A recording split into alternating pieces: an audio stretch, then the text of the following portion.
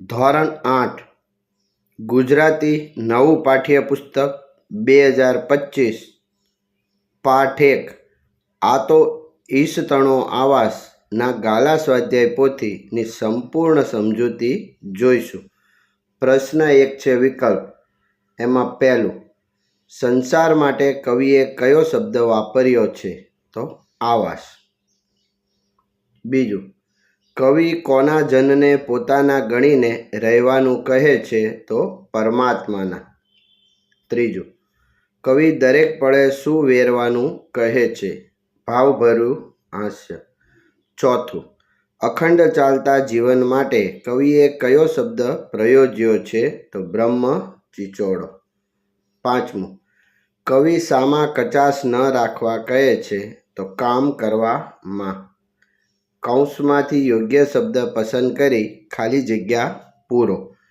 પહેલી ખાલી જગ્યામાં અતિથિ, બીજામાં પ્રતિપળ, ત્રીજામાં અખંડ, ચોથામાં ધૂસરી, પાંચમામાં અથરો અને છઠ્ઠામાં સહિયારી. પ્રશ્ન ત્રીજો, નીચેના વાક્યો ખરા છે કે ખોટા? પહેલું વાક્ય, આપણે ભગવાનના આમંત્રિત મહેમાન છીએ. ખરું. બીજું વાક્ય, દરેક વ્યક્તિએ ક્યારેક જ હાસ્ય વેરવું જોઈએ. ખોટું. ત્રીજું, કવિ આપણને જે પણ મળે તેને પ્રેમથી જમી લેવાનું કહે છે. તો ખરું. ચોથું, કવિના મત મુજબ દરેક વ્યક્તિ જીવન રસને ભરપૂર માણે છે. ખોટું. 5.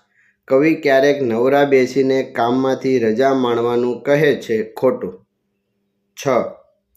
આપણે શક્તિ મુજબ આપણી જવાબદારીનું વહન કરવું જ જોઈએ. સાચું. 7. આપણી પાસે રહેલા અંતને આપણે સૌની સાથે વહેંચીને ખાવું જોઈએ. સાચું. પ્રશ્ન ચોથો, કાવ્યના આધારે એક શબ્દમાં ઉત્તર લખો. પહેલું, કોણ સ્વામી કે દાસ નથી? તો આમંત્રિત અતિથિ. બીજું, આનંદથી શું ખાવાનું છે? તો જે ઈશ્વર આપે તે. કોને પોતાના ગણવાના છે? તો ઈશ્વરના સૌ જનને. ચોથું, પ્રત્યેક ક્ષણે હેતનું શું વેરવાનું કહ્યું છે? તો હાસ્ય. 5. અખંડ શું ચાલે છે? તો બ્રહ્મ ચિચોડો. છઠ્ઠું, શક્તિ મુજબ શું ઉપાડવાનું છે? તો ધૂસરી, જવાબદારી. 7. સૌ સાથે શું વેચીને ખાવાનું છે? તો રામે આપેલી રોટી. 8. અમૃત જેવું શું છે? તો છાશ. પ્રશ્ન 5. એક એક વાક્યમાં ઉત્તર લખો. પહેલું, કવિ કોને આમંત્રિત મહેમાન અને કોને એનો માલિક કહે છે? ઉત્તર, કવિ જે તે વ્યક્તિને આમંત્રિત મહેમાન અને પરમાત્માને એનો માલિક કહે છે. બીજું, કવિએ સંસારની સરખામણી કોની સાથે કરી છે? તો ઉત્તર, કવિએ સંસારની સરખામણી ઈશ્વરના આવાસ સાથે કરી છે.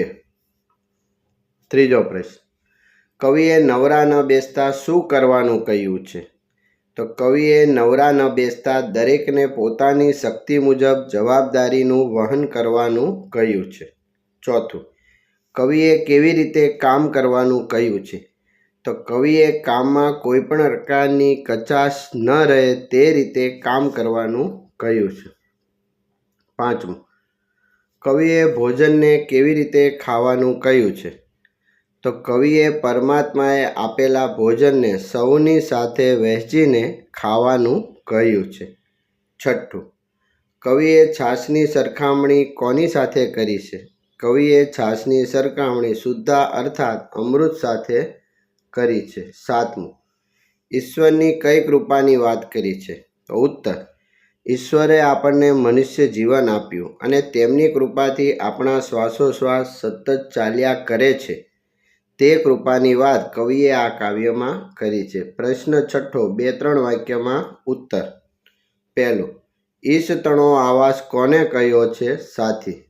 તો ઉત્તર, ઈશતણો આવાસ સંસારને કહ્યો હશે, કારણ કે આપણા શરીરના માલિક પરમાત્મા છે. પરમાત્માને એકલાને ગમ્યું નહીં, તેથી તેણે સંસારની રચના કરી આપણે તો સંસારના અતિથિ છીએ, જેમ આવ્યા તેમ જવાનું છે. બીજો પ્રશ્ન, કવિના મત મુજબ લોકો કેવું જીવન જીવે છે? ઉત્તર, કવિના મત મુજબ કેટલાક લોકો જીવનને તાણે છે, ઘસડે છે, વેઠ કરે છે, એટલે કે દુઃખી થઈને જીવન જીવે છે, જ્યારે કેટલાક લોકો જીવનને માણે છે, એટલે કે તેઓ જીવનની દરેક ક્ષણને આનંદ અને સુખપૂર્વક વિતાવે છે. ત્રીજો પ્રશ્ન, કવિએ જીવનને કેવી રીતે જીવવાનું કહ્યું છે? કવિએ વ્યક્તિને મૃત્યુને પામવા માટે અધીરો ન થવાનું કહ્યું છે. આ ઉપરાંત જીવનને જીવવા માટે પણ લાલસા ન રાખવાની કહી છે. અર્થાત કવિના મત મુજબ વ્યક્તિએ જીવનને ક્ષમતાભાવ રાખી જીવવું જોઈએ. ચોથું, ઈશ્વર પીરસે તે રસથી ખાવાનું સાથી કહ્યું હશે? ઉત્તર, ઈશ્વરે આપણને જમવા માટે જે પણ આપ્યું હોય તેને પ્રેમપૂર્વક જમવું જોઈએ. આપણે ભાવતી કે ન ભાવતી વસ્તુઓને રસથી જમવી જોઈએ, કારણ કે દરેક વસ્તુ ઈશ્વરે જ બનાવી છે. આપણને જે વસ્તુ ન ભાવતી હોય તે વસ્તુને જમવા માટે કેટલાય ભૂખ્યા લોકો ટળવળતા હોય છે. આથી જમવાની દરેક વસ્તુને ઈશ્વરનો પ્રસાદ સમજીને રસથી જમવી જોઈએ. 5. છાશને સુધા જેવી કેમ કહી હશે? ઉત્તર, છાશ એ દરેક વ્યક્તિને સરળતાથી મળી શકે તેમ છે, તથા ખાધેલા ભોજનના પાચનમાં છાશ ખૂબ જ ઉપયોગી થાય છે. આમ ગરીબ હોય કે અમીર, તે તમામને સુલભ એવી છાશને સુધા જેવી કહી છે. પ્રશ્ન 7. 5-6 વાક્યમાં ઉત્તર લખો. પહેલું, કામ કરવા બાબતે શું કહ્યું છે? ઉત્તર, કામ કરવા બાબતે કવિએ કહ્યું છે કે વ્યક્તિએ નવરા બેસી રહેવાના બદલે સતત કામ કરવું જોઈએ. વ્યક્તિએ પોતાની શક્તિ મુજબ કામ કે જવાબદારી ઉઠાવવી જોઈએ. વ્યક્તિએ પોતાના કામ કરવામાં ક્યારેય કચાશ કે આળસ ન રહે તેનું ધ્યાન રાખવું જોઈએ. તેણે દરેક કામ પૂરી પ્રીતિ અને નિષ્ઠાથી કરવા જોઈએ. બીજું, વહેંચીને ખાવાનું સાથી કહ્યું હશે? ઉત્તર, કવિએ સૌની સાથે ભોજન વહેંચીને ખાવાનું એટલા માટે કહ્યું છે કે દરેક મનુષ્ય એ ઈશ્વરનો જ અંશ છે. દરેક મનુષ્યમાં આપણે સમાન ભાવ રાખીને ઈશ્વરે આપેલું ભોજન વહેંચીને ખાઈએ તો ઈશ્વરે આપેલું આપણું જીવન સાર્થક ગણાય. આપણે ભરપેટ ભોજન કરીએ અને કોઈ ભૂખ્યું રહે તેવું ન થાય તે માટે આપણે આપણામાંથી થોડું ભોજન તેને આપીને તેનું પેટ ભરાય તેવું કરવું જોઈએ. પ્રશ્ન 8. આપેલા શબ્દનો અર્થ દર્શાવતી કાવ્ય પંક્તિ શોધીને લખો. સંતોષ, એ પીરસે તે ખા, તું રસથી આપે તે લે. સંભાવ, એના જનને તારા ગણીને એ રાખે તેમ રહે. પ્રવૃત્ત, તું નવરો નવ રેજે વહેજે. ધીરજ, તું અથરો નવ થાજે, જાવા નવ રેજે વળી ચોટી. સંપ, સૌ સાથે વહેંચીને ખાજે, રામની દીધેલ રોટી કમા. 9. આપેલા ભાવાર્થને લાગુ પડતી પંક્તિ કાવ્યમાંથી શોધીને લખો. તું એનો આમંત્રેલ મહેમાન છે, તો કાવ્ય પંક્તિ. તું આમંત્રિત અતિથિ એનો. બીજું, આ તો ઈશ્વરનું ઘર છે, કાવ્ય પંક્તિ. આ તો ઈશતણો આવાસ. ત્રીજું, એના માણસોને તું પોતાના સમજ, કાવ્ય પંક્તિ. એના જનને તારા ગણીને એ રાખે તેમ રહે. ચોથું, તું હંમેશા કામ કરતો જ રહેજે, તો કાવ્ય પંક્તિ. તું નવરો નવ રહેજે વહેજે. 5. કામમાં કોઈ કસર ન આવવી જોઈએ, કાવ્ય પંક્તિ. કામમાં નાવે કદીય કચાશ.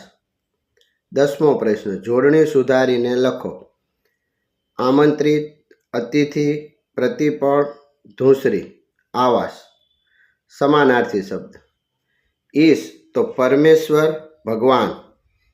દાસ સેવક ચાકર. જન જનતા લોક સમુદાય. હેત તો સ્નેહ અને ભાવ. 5મું તાણે તો ખેંચે ઘસડે. 6ઠ્ઠું ગજુ તો ક્ષમતા શક્તિ. 7 અખંડ તો આખું સમગ્ર. 9 કચાશ તો કાચાપણું અપક્વતા. 9 અથરો તો અધીરું ઉતાવળિયું. 10 સહિયારું તો મજિયારું પંતિયાળું. પ્રશ્ન 12 વિરોધી શબ્દ લખો. અખંડ તો ખંડિત, સ્વામી તો દાસ, તારું તો મારું. શબ્દ સમૂહ માટે એક શબ્દ. જેની આવવાની તિથિ નક્કી ન હોય તે અતિથિ. કામ કે જવાબદારીનો બોજો ધૂસરી. જમવા માટે ભાણામાં મૂકવું તો પીરસવું. પ્રશ્ન 14 રૂઢિપ્રયોગનો અર્થ આપી વાક્ય પ્રયોગ. ધૂસરી વહેવી તો જવાબદારી વહન કરવી. પિતાના મૃત્યુ પછી દીકરાએ દુકાને જવાનું શરૂ કરતા ઘરની ધૂસરી વહેવા માંડી. પ્રશ્ન 15 શબ્દોના અર્થભેદ. ઈશ તો પરમેશ્વર અને ઈશ તો ખાટલાના પાયાને જોડતું લાકડું. બીજું ચોટી તો ચોટલી ને ત્રીજું ચોટી તો વળગી. વહેંચવું તો કિંમત લઈને આપવું અને વહેંચવું તો સરખા ભાગે આપવું. પ્રશ્ન 16 શબ્દોમાંથી ધ્વનિઓ છૂટા પાડીને લખો. અતિથિ તો અ વત્તા ત વત્તા ઈ વત્તા થ વત્તા ઈ. એવી જ રીતે પ્રતિપળ, ધૂસરી અને રોટી આ મુજબ સંધિ છૂટી પડશે. પ્રશ્ન 17 ધ્વનિઓને જોડીને શબ્દ બનાવો. તો પહેલો બ્રહ્મ, બીજો આમંત્રિત, ત્રીજો સુધાસમ, ચોથો સહિયારી. પ્રશ્ન 18 નીચેના શબ્દોને શબ્દકોશના ક્રમમાં લખો. ઉત્તર ઈશ, ગજુ, દાસ, રસ, રામ, રોટી, સ્વામી, હાંસ અને હેત. બીજું અખંડ, આથરો, આમંત્રિત, આવાસ, કચાસ, તાણું, ધૂસરી, નવ, પ્રતિપળ. આભાર મિત્રો.